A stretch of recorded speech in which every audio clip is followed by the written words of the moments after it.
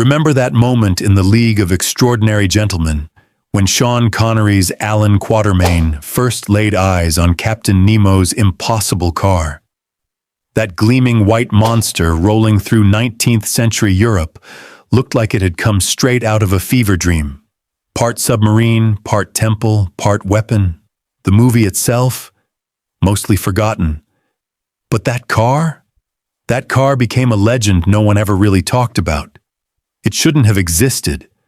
It was too long, too wide, too ornate. A Victorian fever dream turned into cold steel and rubber. And yet somehow, it worked. It drove. It turned. It lived. The Nautilus car wasn't just a prop. It was a masterpiece of engineering insanity and artistic obsession. A six-wheeled monument to the era before CGI, when filmmakers still believed anything could be built if you had enough courage. Craftsmanship and madness. Today, we're diving deep into 20 weird facts about Captain Nemo's Nautilus car. The machine that was never supposed to exist, but somehow did. We'll uncover its hidden mechanics, its cultural symbolism, the disasters it survived, and the strange afterlife it found long after the movie sank from memory. By the time we reach number 1, you'll understand why this absurd, beautiful monster deserves more respect than the film it came from. So buckle up, because what you're about to see isn't just a story about a car. It's a story about human ambition, the kind that builds legends out of metal and madness. Number 20. The impossible six-wheel steering system. Here's something most people never realized. The Nautilus wasn't just a movie prop pushed on set. It actually drove. And not in a straight line either. Beneath that massive body were 6 working wheels, and both front axles could steer independently. 2 separate steering systems, moving in perfect sync. Think about that for a second. Even modern luxury SUVs struggle with 4-wheel steering. Yet this behemoth from 2003 could twist and turn like a living creature. Engineers had to custom build the linkages, recalibrate steering geometry, and balance the entire frame so the car wouldn't tear itself apart mid-turn. And yes, stunt drivers confirmed, it worked beautifully. They said it was shockingly nimble for something the size of a bus. Watching it snake around corners must have felt like watching a cathedral on wheels come alive.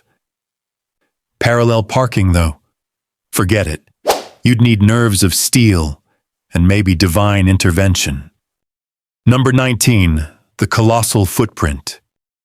If the Nautilus looked enormous on screen, that's because it was. 22 feet long and 9 feet wide. Let that sink in. 9 feet.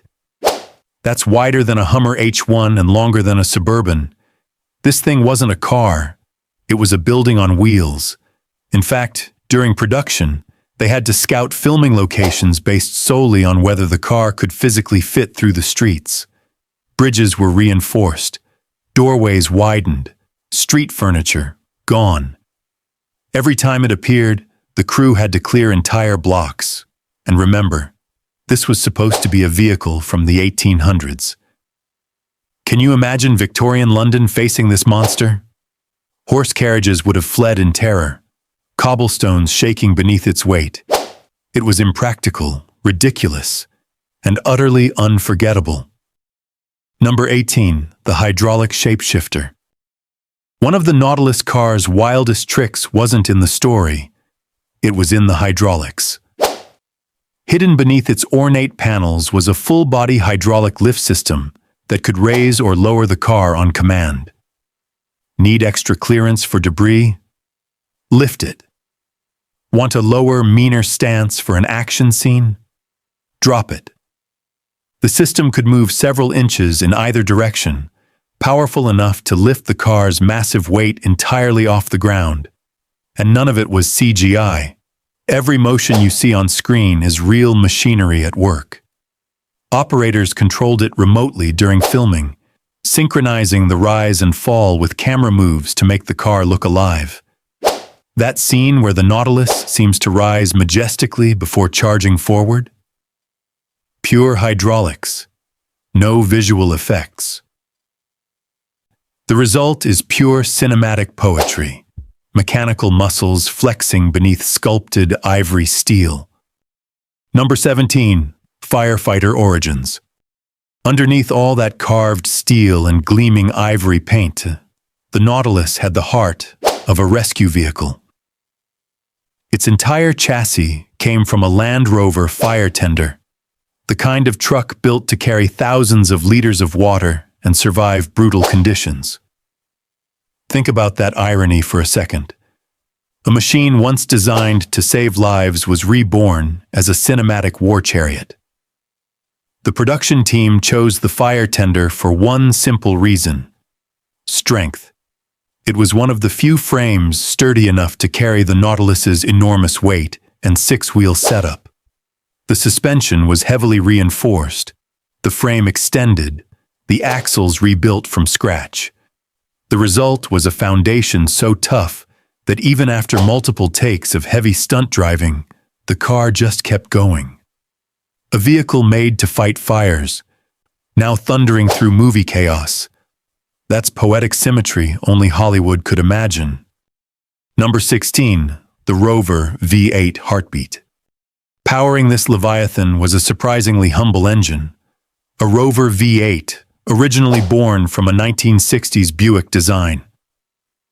Lightweight, durable, and unmistakably British, it was wedged into a custom steel subframe built specifically for the film.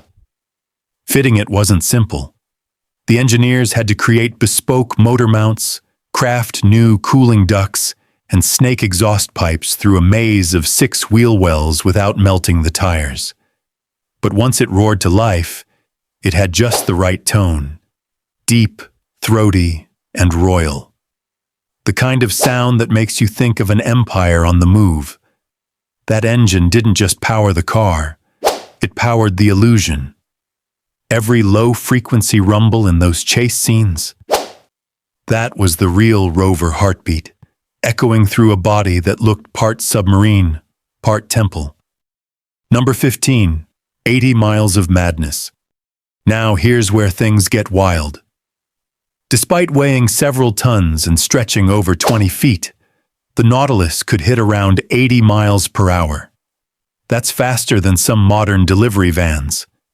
The stunt drivers who piloted it called the experience surreal, like driving a marble palace that wants to race you. The dual-axle steering helped keep it stable, while the low center of gravity made it surprisingly smooth at speed. Of course, when you're behind the wheel of something that wide, every lane change feels like shifting tectonic plates. 80 miles an hour, 6 wheels, 9 feet wide. It shouldn't have worked, but it did, and that's what makes it magic. Number 14. Too beautiful to be legal. Let's be clear.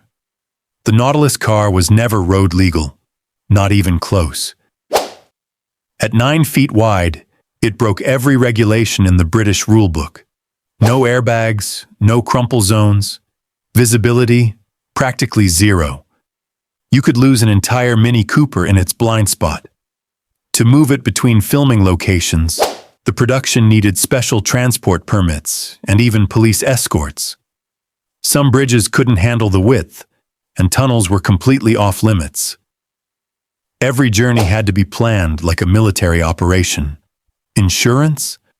Don't even ask. Imagine calling your agent and saying, "I need coverage for a 6-wheeled Victorian submarine car that hits 80 mph." It wasn't built for traffic. It was built for myth. Number 13, only 2 in existence. For all that size and complexity, only 2 Nautilus cars were ever built. One fully functional hero car, and one cutaway rig used for interior dialogue shots. That's it. No backups, no stunt doubles, no hidden fleet waiting off-screen. The working car did all the heavy lifting, literally. Every chase, every turn, every wide-angle shot you see came from that single machine. It was engineered to survive an entire movie on its own. The second car? It never moved an inch. Built on scaffolding, it was a stationary cockpit with camera mounts for close-ups of actors driving. Most Hollywood productions build half a dozen hero cars. The Fast and Furious franchise destroys them by the dozen. But the League of Extraordinary Gentlemen? 2. Just 2. Maybe it was confidence. Maybe it was budget. Probably both. Number 12. The 28-inch crown jewels. The Nautilus didn't just roll on wheels. It towered on 6 colossal 28-inch custom-built ones. Each rim was a sculpture in itself, polished and gilded to match the car's imperial presence. They looked like something forged for a royal carriage, not a movie set. But those wheels caused endless headaches. The tires had to be hand-fitted, balanced precisely to carry several tons of ornate bodywork. The sheer unsprung weight pushed the suspension to its limits. Changing a flat? Forget a wrench. You'd need industrial equipment. They were impractical, excessive, and outrageously beautiful. The perfect reflection of Captain Nemo himself. Number 11. Ganesha guards the grille. Every inch of the Nautilus car was drenched in symbolism, and nowhere was that clearer than its front grille. 2 sculpted figures of Lord Ganesha, the elephant-headed Hindu deity, stood as guardians at the front, while the door handles themselves were shaped like miniature elephants. This wasn't random decoration.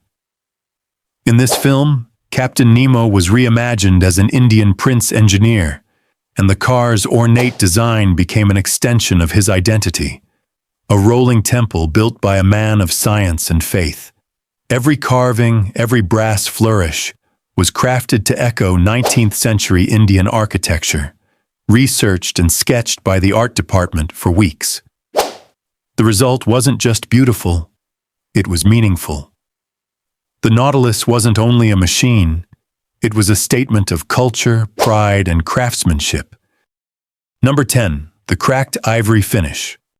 Up close, the Nautilus didn't shine like a new car. It glowed like something ancient. Its off-white finish was deliberately aged with fine cracking to resemble weathered ivory. The paint team spent weeks layering base coats, then hand-applying aging compounds and cracking agents until it looked like something carved a century ago. Under studio lights, smooth paint would have looked fake. But this? It looked alive, like history baked into steel. The cracks caught shadows in just the right way, giving the car a timeless, otherworldly quality that perfectly fit its steampunk setting. It wasn't perfection they wanted. It was authenticity. Number 9. Victorian luxury inside a monster. Climb inside the Nautilus, and the insanity continues. The dashboard still used functional Land Rover gauges, but they were surrounded by tufted leather, polished brass, and carved wood panels. It was part luxury car, part Victorian gentleman's lounge. The art team called it controlled chaos. Real instruments kept the car drivable, but every other surface was designed to look handcrafted and decadent. The steering wheel alone was a masterpiece. Brass spokes, a carved wooden rim, and decorative leather straps that served no purpose except to look impossibly cool. It wasn't practical. It was theatrical. And that's what made it unforgettable.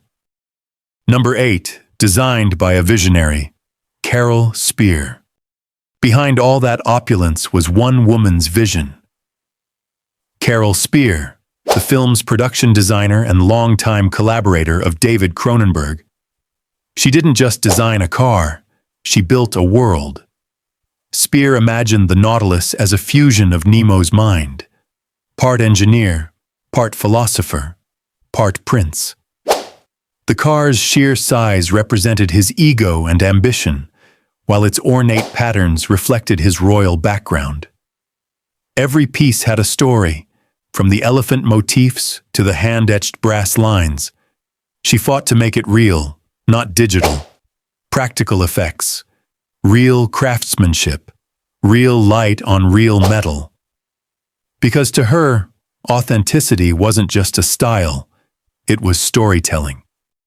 Number 7, the miniature Venice chase. The wild chase through Venice wasn't filmed in Venice at all. Instead, New Deal Studios built a 1.5 scale miniature city, complete with canals, bridges, and buildings that could crumble on cue. The Nautilus itself was recreated as a 4-foot-long radio-controlled model, pulled along precision wires for perfect motion control. It was old-school movie magic. No green screens, no digital cars, just craftsmanship and physics. The miniature Venice flooded with real water. The reflections danced authentically. And when the car crashed through walls, those buildings were designed to break exactly right. Every second of that sequence was a love letter to practical effects. Watching it now feels like peeking into an era when filmmakers still built their dreams by hand. Number 6, Venice rebuilt in Prague. Here's the ironic twist. The real Venice scenes were built not in Italy, but on sound stages in Prague. The city of canals refused to let a 9-foot-wide monster tear through its historic streets, understandably. So the production built their own Venice, brick by brick. Massive sets filled entire stages, complete with flowing water, detailed bridges, and sunlit facades. The craftsmanship was astonishing. Everything from the plaster cracks to the water stains was designed to feel authentic. Additional shots were filmed in Malta to blend real sunlight with set lighting. They built a fake city just to drive a fake car through it. And somehow, it looked more real than CGI ever could. Number 5. The Prague floods. Just when everything was ready, nature intervened. In August 2002, catastrophic floods hit Prague, destroying millions in sets and props, including parts of the artificial Venice. The production had to shut down completely. The Nautilus car barely escaped.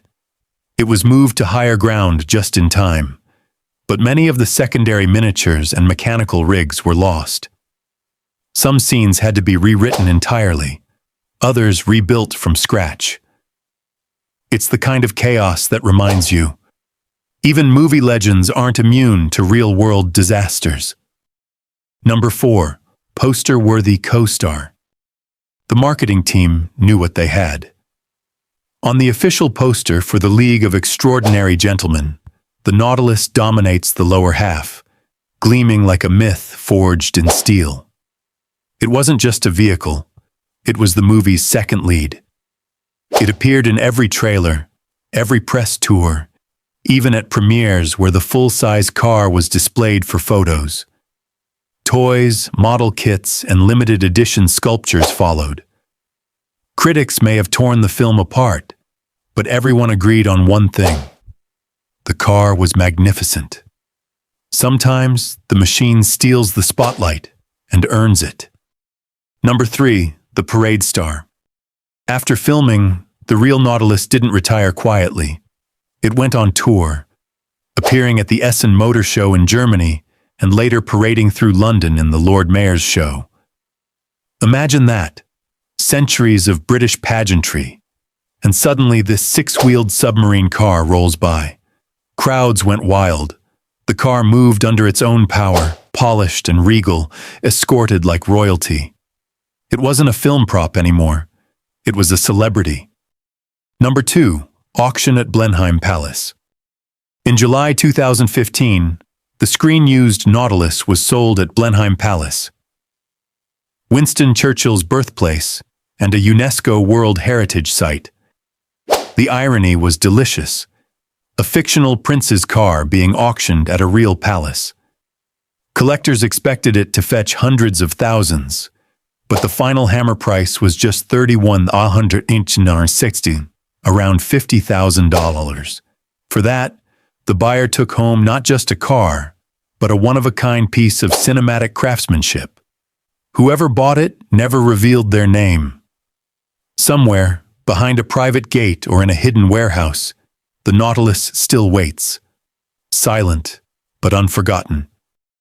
Number 1. Preserved by the prop store. Before the auction, the Nautilus spent years under the care of Prop Store UK, the world's premier archive for movie artifacts. They treated it not as a prop, but as a relic. Stored in climate-controlled conditions, maintained by specialists, it remained fully functional. The bodywork was polished, the hydraulics preserved, the documentation meticulously archived. Visitors who saw it in person described it as breathtaking, larger than life, yet heartbreakingly beautiful.